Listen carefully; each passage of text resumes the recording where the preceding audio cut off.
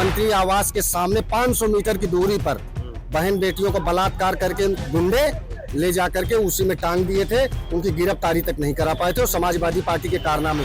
क्योंकि जो पुलिस पहले आजम खान की भैंस ढूंढने का काम करती थी, आज वही इलाज करने का काम करती है। जिस पुलिस को पहले अतीक अहमद बंधक बना लिया करता था, आज वो उसी पुलिस के इशारे पर काम होते हैं। दूसरी बात, नेता मंत्री विधायकों की पुलिस सुनवाई तक नहीं करती है। आने वाले समय में मुसलमान देगा तो भाजपा को देगा और नसरुद्दीन ओवैसी को देगा। तो सरकार से कुछ लोगों को, हम लोगों को कष्ट है। हम अल्लाह की बात मानेंगे, मुल्ला की बात नहीं मानेंगे। जो मुल्ला समाजवादी कांग्रेस की वकालत करेगा उसको हम लोग विरोध करेंगे। हम मौलाना जो समाजवादी कांग्रेस को लेके वकालत करेंगे। नहीं तो बताता है अल्लाह की बात, कैसे मुल्ला की बात नहीं मानेंगे भाई? मुल्ला के बगैर अल्लाह को कैसे जानेंगे? मुल्ला बताएगा कि अल्लाह। जनता पार्टी अब तक राम को साध रही थी, उसे लगा कि अब राम के सहारे ये 2027 की बैतरणी को पार नहीं किया जा सकता, तो भीमराव अंबेडकर को ही ढूंढ लिया कि अब की बार 400 पार बदल देंगे बाबा साहब का संविधान। आपने भीमराव अंबेडकर के सालों में जाकर के सालम गछाम करके हथियार डाल दिया है कि हे बाबा, अब राम तो मेरा असलियत जान गया है।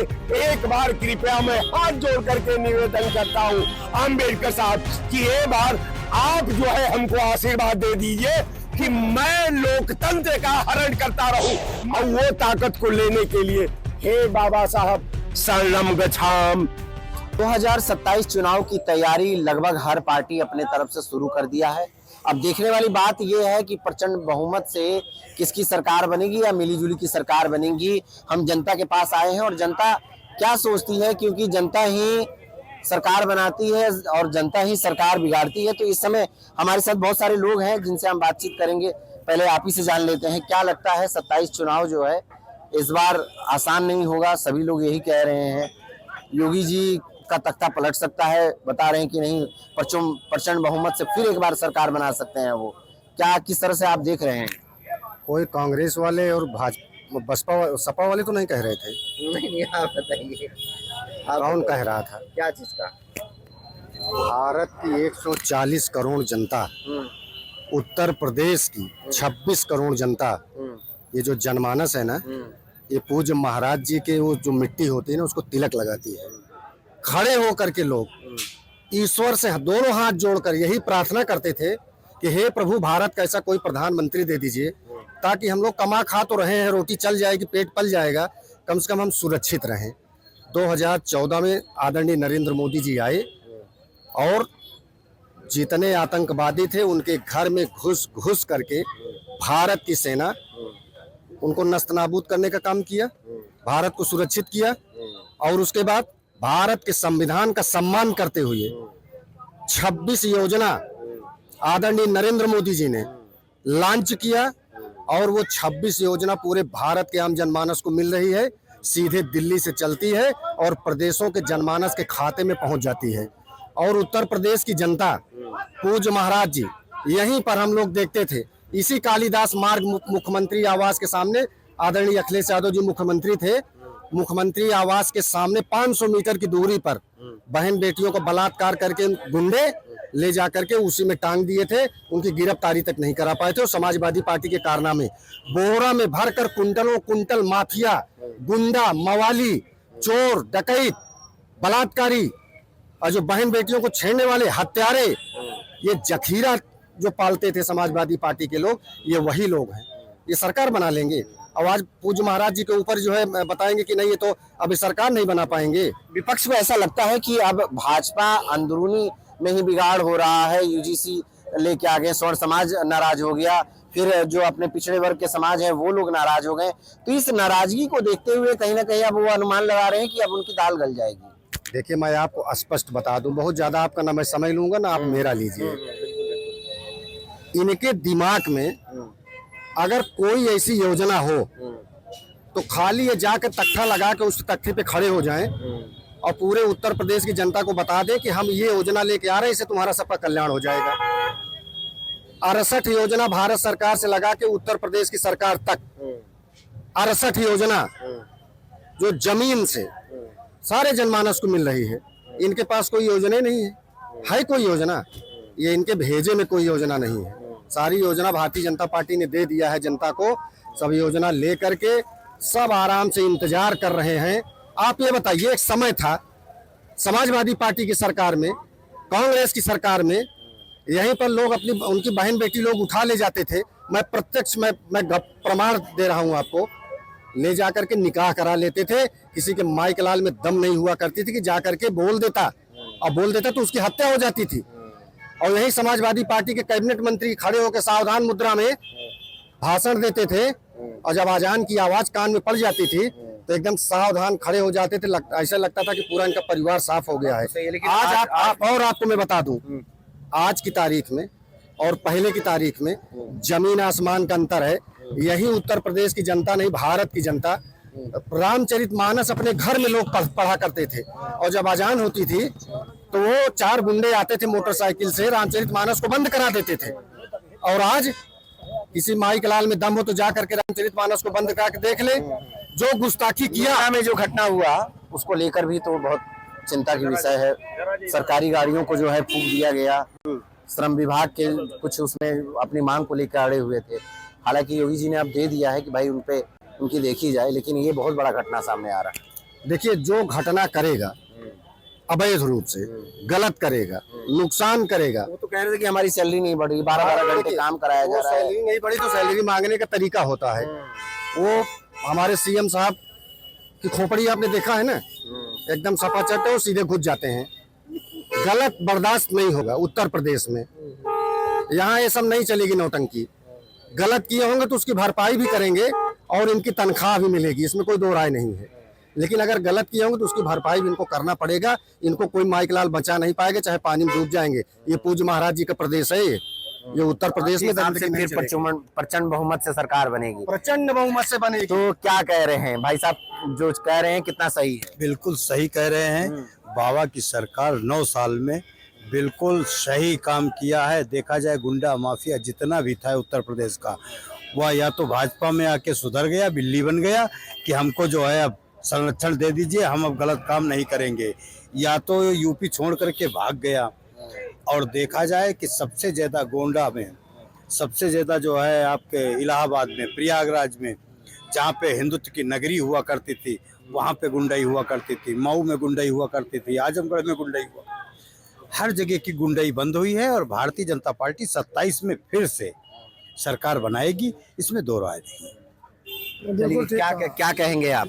जी बताएं क्या क्या ये 27 में किसकी सरकार बन रही है?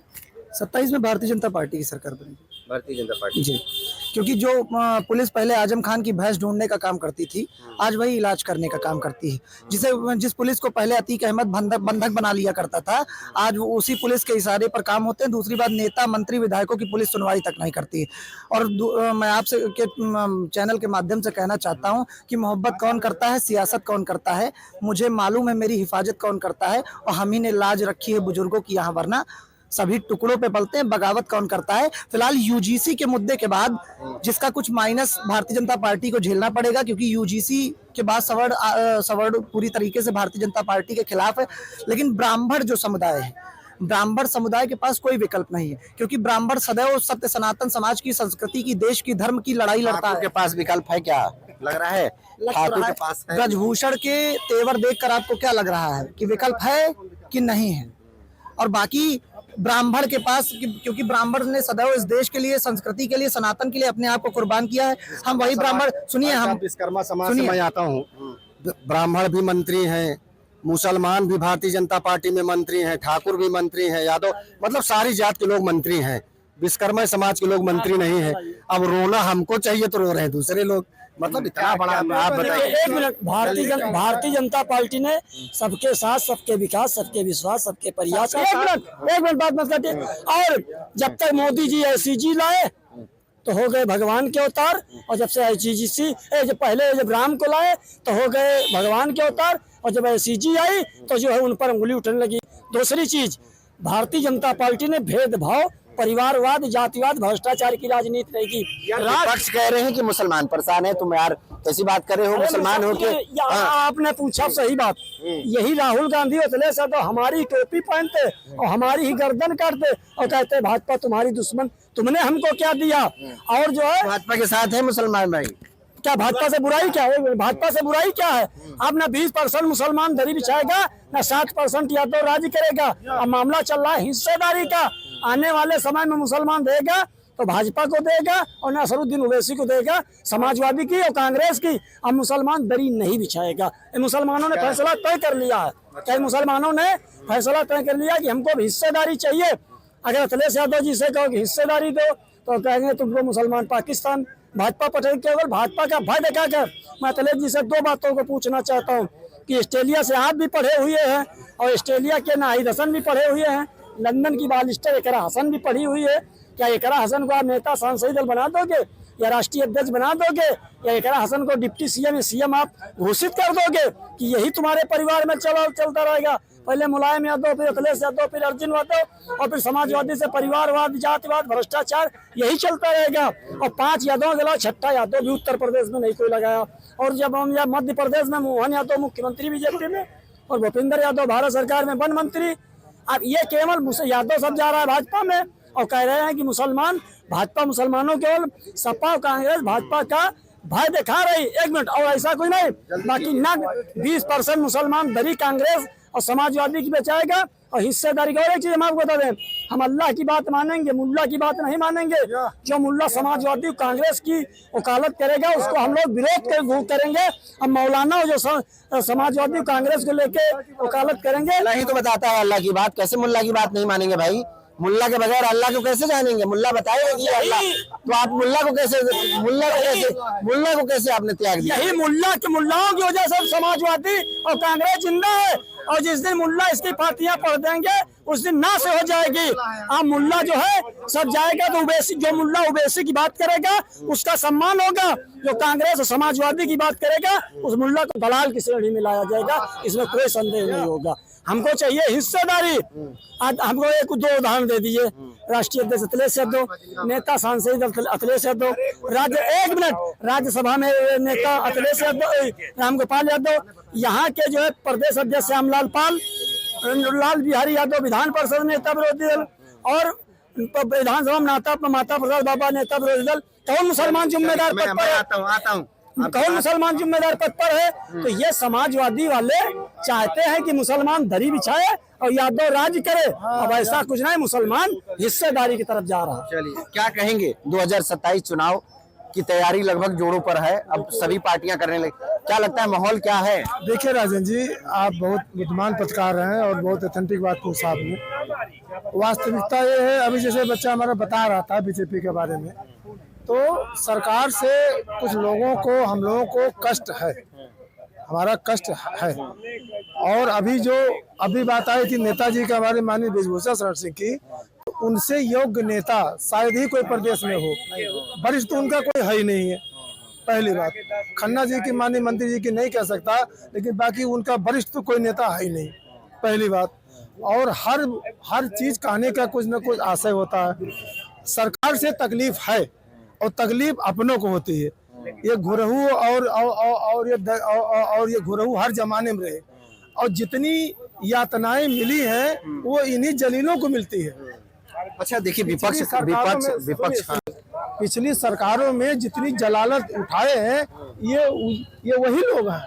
कह करके अपनी भड़ास निकाल करके उनके आत्मा को संतुष्ट मतलब करते हैं। अभी अब बाबा साहब की बात आज चल रही थी। बाबा साहब की बात पूरे देश में सिर्फ दलित ही मनाता था। उनका असली अगर माना जाए तो दलित ही है और दलित उनको अपना संविधान निर्माता समझिए, कुछ भी समझिए, मानते थे। आज वोट की राजनीति है और आपको सब पूछ रहे हैं जी, दोगली राजनीति का दौर में लोग गुजर रहे हैं, तो दोगला होने की वजह से थोड़ा अपमान सहना पड़ेगा, क्योंकि बाबा साहब के मानने वाले वही एक जाति था। आज तो देखिए, कल बाबा साहब के हमारे जयंती है, आज लोग जैसे भीष्म पितामह प्रेम पैदा हो गया है, जबकि वही लोग 25-50 साल से विधायक मिनिस्टर हैं। तो बाबा साहब तो पूरे देश के लिए संविधान बनाए हैं और संविधान को हम लोग मानते हैं और क्यों नहीं मानेंगे।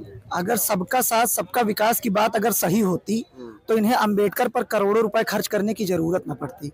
आप देख रहे हैं अंबेडकर जयंती पर किस तरीके से करोड़ों रुपए भारतीय जनता पार्टी की सरकार खर्च करके दलित वोट बैंक साधने का काम कर रही है। तो अगर सबका साथ सबका विकास होता तो फिर इतना खर्च करने की जरूरत क्या पड़ती। दूसरी बात जो आपने कहा कि सवर्ण देश का सबसे बड़ा खलनायक बन चुका है। आज इस देश में सवर्णों की बात कोई पार्टी नहीं करती, फिर चाहे वो कांग्रेस हो, समाजवादी पार्टी हो, भारतीय जनता पार्टी हो, आम आदमी पार्टी हो, कोई भी पार्टी सवर्णों के हित की बात नहीं करना चाहती। सवर्ण इस देश का सबसे बड़ा खलनायक बन चुका है और यही सवर्ण लगातार बदलाव का कारण रहा है। एक बार नहीं, हमने हर बार सरकार बनाई है और बिगाड़ी है, और जिसने सवर्णों के साथ अत्याचार किया वो उसका पलायन हुआ है। इसका खामियाजा भी बीजेपी को भुगतना पड़ेगा। तो देखिए अलग अलग तरीके की बातें हैं। अब थोड़ा हम भाई साहब से भी पूछ लेते हैं, क्या माहौल लग रहा है? 27 की तैयारी लगभग जो है सब कोई अपने तरफ से मजबूती से कर रहा है। 27 चुनाव को साधने के लिए क्या लगता है किसकी सरकार बनेगी, किसकी फिर खत्म हो जाएगी? भारतीय जनता पार्टी अब तक राम को साध रही थी, उसे लगा कि अब राम के सहारे ये 2027 की बैतरणी को पार नहीं किया जा सकता, तो भीमराव अंबेडकर को ही ढूंढ लिया। अब राम की ब्रांडिंग धीरे धीरे उसकी मार्केटिंग कम हो गई। अब राम को बहुत लोग नहीं मानते। अब भीमराव अंबेडकर को लगा है कि भाई भीमराव अंबेडकर के नाम पर कुछ दुकान चल जाएगी, लेकिन साहब बड़ा अजीबोगरीब बात है ना, भीमराव अंबेडकर को लेकर खींचातानी हो रही है। खींचातानी नहीं हो रही है। भीमराव अंबेडकर के प्रति, भीमराव अंबेडकर के श्रद्धा के प्रति, भीमराव अंबेडकर के लेखनी के प्रति, भीमराव अंबेडकर के विधा के प्रति ये सरकार अपने पूरे कालखंड को अगर यही तो संचालन कर रही है। कहना क्या चाहते हैं, स्पष्ट कीजिए। हम ये आपके चैनल पर स्पष्ट कहना चाहते हैं कि महापुरुषों का ब्रांडिंग नहीं होनी चाहिए। सबका साथ, बाबू साहब ने कहा कि सबका साथ, सबका विकास, सबका विश्वास और सबका प्रयास। मैं बहुत बहुत बधाई देता हूं भारतीय जनता पार्टी के लोगों के विचारों का, भारतीय जनता पार्टी के नेताओं का, और भारतीय जनता पार्टी के प्रति जो नंगा नाच जो है गोदी मीडिया करती है उसका मैं शुक्रगुजार हूं, बधाई देता हूं कि कम से कम भीमराव अंबेडकर के बरगद के नीचे आकर के भारतीय जनता पार्टी ने अपनी लड़ाई, जो जंग में जो हथियार था वो जंग से पहले उनके संगों में जाकर के डाल दिया कि हे बाबा साहब अब आप ही के सहारे मैं अपनी यात्रा का खात्मा कर सकता हूं। और निश्चित तौर पर मैं आपके चैनल पर कहता हूं कि भैया जब जिस पार्टी का नापाक सोच, विधा के विपरीत सोच हो, लोकतंत्र के विरोध का सोच हो, लोकतंत्र से खेलने की सोच हो, हम समझते हैं कि किसी भी महापुरुष का तप काम नहीं आता, खुद तपना पड़ता है, खुद शहादत देनी पड़ती है, खुद अपनी भूमिका निभाना पड़ता है। और निश्चित तौर पर भीमराव अंबेडकर के सालों में भारतीय जनता पार्टी जा करके ये साबित कर दिया है कि हमने जो है पूरे अपने कालखंड में आवाम के साथ धोखाधड़ी की है, संविधान के साथ धोखाधड़ी की है, किसानों के साथ धोखाधड़ी की है, और पूरा सिस्टम को ब्लैकमेल करके भारतीय जनता पार्टी का एक अधिकार को स्थापित किया है। मैं निश्चित तौर पर आपके चैनल पर कौन है योग्य पार्टी, कौन है ये तो बता दीजिए। भारतीय जनता पार्टी चलिए नहीं है, कौन है योग्य पार्टी जो उत्तर प्रदेश में आकर उत्तर प्रदेश को संभाल ले? बगीचा का दर्द वो समझता है जो बगीचा का निर्माण माली करता है। ये लकड़हारा है साहब, इनको केवल बगीचा काट करके बेचने में आनंद है।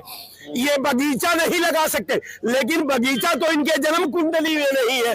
ये लकड़हारा है। भाई साहब कह रहे हैं कि उजड़े बाग को इन्होंने बनाया है, भाई साहब का कहना है। कौन उजड़ा बाग बनाए हैं, जरा भाई साहब से पूछ लीजिए, बताइए इनको। भाई साहब देखिए, कांग्रेस पार्टी के बहुत सीनियर लीडर हैं, इनको बहुत दर्द है। अभी कह रहे थे बगीचा, बगीचे में एक ही फूल खिलता है कमल, वो तो दुनिया जानती है, लेकिन अब बीच में मत बोलिए भाई, हमको बोलने दीजिए पहले। अब आप ये बताइए, 40-45 साल हम मेरे हिसाब से राज किए हैं, राज तो 65 साल किए हैं पूरी तरह से, और अभी भी ये दुखी हैं बेचारे सब कांग्रेसी लोग। आप इनसे ये पूछिए, एक मिनट हमारी बात, आप इनसे, पार्टी आने से बगीचा उजड़ गया, मतलब कि बगीचे में कमल का फूल खिला है। अगर कल थे उनके अनुयायी, न आज अनुयायी है।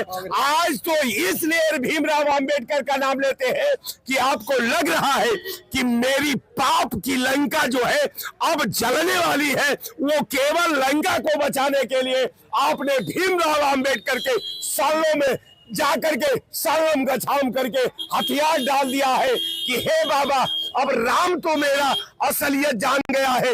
एक बार कृपया मैं हाथ जोड़ करके निवेदन करता हूं अंबेडकर साहब कि एक बार आप जो है हमको आशीर्वाद दे दीजिए कि मैं लोकतंत्र का हरण करता रहूं, मैं लोकतंत्र से खेलता रहूं, मैं संविधान को तार तार करता रहूं, मैं किसानों पर हमला करता रहूं, मैं छात्रों पर हमला करता रहूं, मैं शिक्षा पर हमला करता रहूं, मैं उद्योग पर हमला करता रहूं। हमको अब वो ताकत की जरूरत है, और वो ताकत को लेने के लिए हे बाबा साहब शरणम गच्छाम, जय हो आपके पाप का। ये कांग्रेस पार्टी वही कांग्रेस पार्टी है जो संविधान के अनुच्छेद 395 को तितिर बितिर कर, बर्बाद कर, छेड़छाड़ कर उसको 447 कितना 470 संविधान खतरे में है, बीच में ये नारा लगाने, ये वही लोग हैं, उसको छिन्न भिन्न करके 470 अनुच्छेद करने का काम किया था। और 2014 में जब आदरणीय नरेंद्र मोदी जी आए थे तो उसको पुनः 395 फिर लागू करके उसी को अस्थायी रूप से माना गया। उसको छेड़छाड़ भारतीय जनता पार्टी ने नहीं किया। भारतीय जनता पार्टी ने पूरी तरह से बाबा साहब भीमराव अंबेडकर का सम्मान करती है, संविधान को सर्वोपरि मानती है, और संविधान के तहत भारतीय जनता पार्टी काम करती है। ये कांग्रेस के लोग हैं जो अपमान करते थे, उनकी माँ बहन को गाली देते थे, आज होल्डिंग में उनकी फोटो लगा के और ये 15-15 लोग ये लेके भाग रहे हैं, गिर जा रहे हैं, इनका घिटना छिल जा रहा, इतने उतावले हो गए हैं और बता रहे हैं भारतीय जनता पार्टी भारतीय। अरे भारत का जो संविधान मानता है, भारत के संविधान के तहत उत्तर प्रदेश की 26 करोड़ जनमानस कमल के फूल की इतनी तेज बटन दबाता है, दबा दबा के पूरी मशीन को इनका कहने का पूरा अर्थ ये था कि भाई स्वर्ण समाज इस समय नाराज चल रहा है, जो पिछले वर्ग के लोग हैं वो नाराज चल रहे हैं, बच्चे बाबा साहब के जो अनुयायी लोग हैं वो उन पर जो है भारतीय जनता पार्टी अपना जो है मतलब टेक लगाई हुई है कि इनसे हमारा वोट मिल जाए। साफ तौर से उनका यही कहना है। तो ये किस तरह से जो राजनीति है 2027 की साधी जा रही है, कितना सही है? आप ये बताइए कौन सी इनकी योजना ऐसे थी जिससे कि हम उत्तर प्रदेश की बात कर रहे हैं। नहीं, इनको तो लगता है कि अब भारतीय जनता पार्टी साध रही है। 27 में चुनाव में बाबा साहब के जो अनुयायी हैं उन लोगों को साध रही है। वो क्यों साधेंगे? भाजपा वाले क्यों साधेंगे? सरकार किसकी है अभी? उत्तर प्रदेश में केंद्र में भाजपा की सरकार है ना। कह तो रहे कि इस बार नहीं बचना चाह रही है। बताइए, ये है तांत्रिक। ये जैसे गंगा किनारे वो मुर्दा को जला के लोग आते हैं तो ये रात को 12 बजे जाते हैं और राख रोक लपेट के ये तंत्र मंत्र करते हैं और ये माला जपते हैं कि आप 27 में इनकी सरकार नहीं बनेगी, 27 में भाजपा नहीं आएगी। ये वही लोग हैं। ये इनसे सही ढंग से पूछिए तो ना इनके घर का वोट होगा ना इनका वोट होगा। आप इस बात को पूछिए। अभी मैं आपसे एक बात पूछा था, इनसे जरा पूछ लेते कि कल की डेट में कांग्रेस जयंती मनाएगी कि नहीं मनाएगी, यही आप उनसे पूछ लेते। अभी इनकी सांस नीचे ऊपर होने लगती। बिल्कुल, ये टोपी लगाए भाई साहब, देश के लोगों में भावनाएं आ रही हैं। 27 में चुनाव होने वाला है, क्या कैसे साध रहा है, किसकी जीत होने वाली है? अब बात करते हैं 2024 से। देश के प्रधानमंत्री को 240 पर सिर्फ इसलिए लाके पटक दिया क्योंकि भाजपा ने कहा था अब की बार 400 पार बदल देंगे बाबा साहब का संविधान। ये क्या संविधान की इज्जत करेंगे? विपक्ष के ऊपर इल्जाम लगाने की जरूरत नहीं है। विपक्ष में जितनी गठबंधन की पार्टियां हैं वो सब संविधान को मानती हैं। संविधान को जो नहीं मानते हैं उनके बारे में खुलासा 2024 में ही हो गया था कि अब की बार 400 पार बदल देंगे बाबा साहब का संविधान। जनता ने नहीं बदल के रख दिया, 240 पे लाके पटक दिया। और वो तिल मिला रहे हैं बिन पानी के मछली के तरीके से। 27 में क्या होगा? 27 में आइए मुद्दे पे आइए। मुद्दे पे शिक्षा, रोजगार, स्वास्थ्य, नौकरी, महंगाई, सुरक्षा पर होगा। अब ना बटोगे कटोगे, एक है तो सेफ है। यूजीसी कौन लाया? कौन लाया? यूजीसी यही लाए। पहले तो ये SC में था, आपने ओबीसी को मिला के कहीं ना कहीं स्वर्ण समाज से लड़ाने का काम किया। अब ये विड्रॉ भी नहीं कर सकते, अगर विड्रॉ करेंगे तो दूसरी पार्टी नाराज हो जाएगी, यानी कि ओबीसी और SC/ST एक तरफ खाई एक तरफ कुआं, फंस गए। ये दो पार्टों में पिसेंगे। अब अगर ये स्वर्ण समाज के साथ जाते हैं तो भी पिसेंगे, और इसके साथ आते हैं तो भी पिसेंगे, और 2027 में इनकी कब्र खोदने का ये जो दो चक्के हैं, दो पार्टे हैं, यही काम करेंगी। और यकीन कर लीजिए, अब ना ये घर के रहे ना घाट के रहे, मैं यही तो कह रहा हूँ, इन लोगों को कम से कम कल नजर नहीं आना चाहिए बाबा साहब के संविधान दिवस पर, क्योंकि जो लोग कहते हैं अपनी बार 400 पार बदल देंगे बाबा साहब का संविधान, ये वो लोग हैं जो कांग्रेस पे इल्जाम लगाते हैं। भाई संविधान में कुछ परिवर्तन होते हैं, विपक्ष को लेके सदन में बैठा जाता है, चर्चा होती है। ये थोड़ी कि अपने मनमाने ढंग से आप संविधान में परिवर्तन कर देंगे, तो वो नहीं चल पाएगा। इसीलिए जनता ने इन्हें सबक सिखाया। तो देखिए कहीं ना कहीं देखिए जनता का जिस तरह से एक तरह से आप तक मैं वो चीजें पहुंचाया कि क्या उनकी सोच है, किस तरह से सोच रहे हैं, लेकिन कहीं ना कहीं यूजीसी को लेकर जनता का साफ तौर से कहना है कि भाजपा के लिए इधर खाई इधर कुआं वो हाल हो गया है। यानी कि जो ये ले आए हैं अब ना वापस ले सकते हैं ना दे सकते हैं। इसमें समाज के कई ऐसे वर्ग लोग जो हैं जो कि नाराज अपनी नाराजगी जो है जता रहे हैं और उसको लेकर धरना प्रदर्शन भी कर रहे हैं लगातार। तो ऐसे में असमंजस की स्थिति है। अब देखने वाली बात रहेगी कि 27 के चुनाव में किसकी प्रचंड बहुमत की सरकार बनती है। लखनऊ से कैमरा पर्सन अनिल के साथ राजन सिंह, जेएमडी न्यूज के लिए।